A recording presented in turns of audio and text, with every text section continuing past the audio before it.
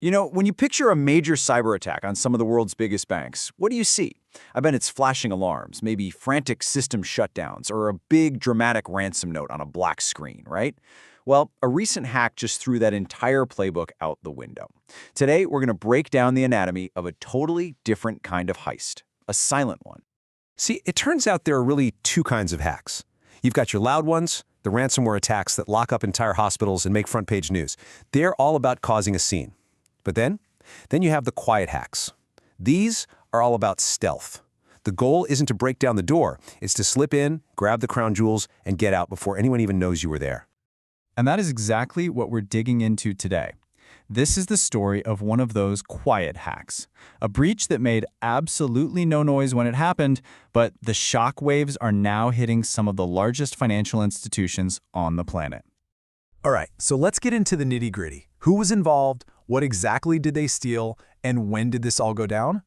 So what's so interesting here is that the hackers didn't hit a bank first. On November 12th, they breached a company called SitusAMC. Now, you've probably never heard of them, but in the world of finance, they're a huge deal, a critical tech partner for the whole industry. And this is where you can really see the strategy.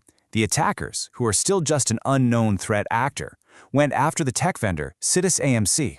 But who really got hurt? The big fish, major U.S. banks like JPMorgan Chase, Citi, and Morgan Stanley.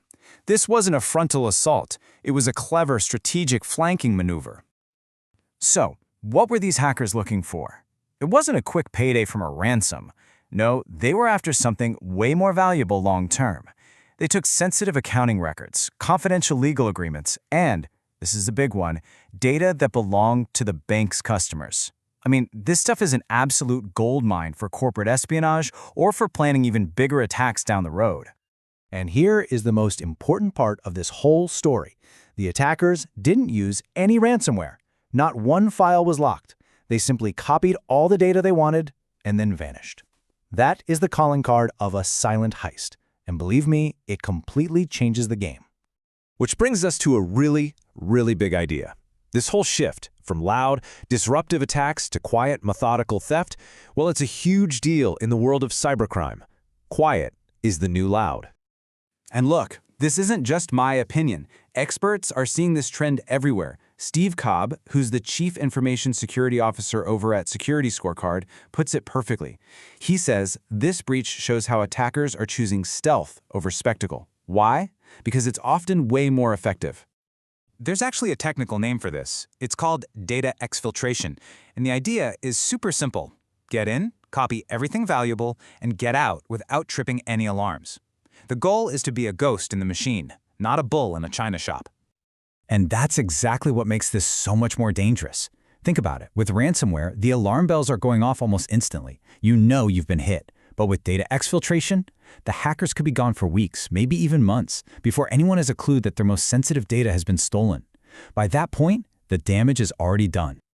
Okay, so how in the world did these hackers hit massive, well-defended banks without ever getting past their front door security? The answer lies in a strategy that's becoming terrifyingly common. It's called a supply chain attack. Remember SitusAMC? They may not be a household name, but they are woven into the very fabric of the financial system. They provide tech to over 1,000 different institutions. And because they're a vendor, they might not have the same Fort Knox-level security budget as a global bank. And that makes them a very attractive and much softer target. So here's the playbook. It's basically a three-step dance. Step 1, the banks trust a vendor, like SitusAMC, with their precious data. Step 2, the hackers realize it's way easier to break into the vendor's office than the bank's vault. And Step 3, they use that trusted connection to just waltz in through the back door and grab the bank's data. It's literally like robbing a fortress by bribing the caterer. And Steve Cobb from Security Scorecard really drives this point home. He says that every single partner you work with is a potential weak spot. It's not enough anymore to just secure your own house. You have to know that every single person you give a key to is just as secure. This is obviously a massive threat, right? So what's the answer? What can anyone do about it? Well, luckily, security experts are already putting together a playbook for how to fight back. The solution isn't to just stop working with outside partners. That's impossible. The real solution is to completely change how you think about vendor security. It means being way more proactive and, frankly, a little more paranoid. So here's the 3-point plan experts are recommending. First, you have to rank your vendors based on the risk they pose, not just how much you pay them. Second, you have to hold them to the exact same tough security standards you use inside your own company, no exceptions. And finally, you have to constantly monitor who is accessing your data and when, so you can spot anything weird the second it happens. At the end of the day, this whole incident teaches us a really vital lesson for the modern world.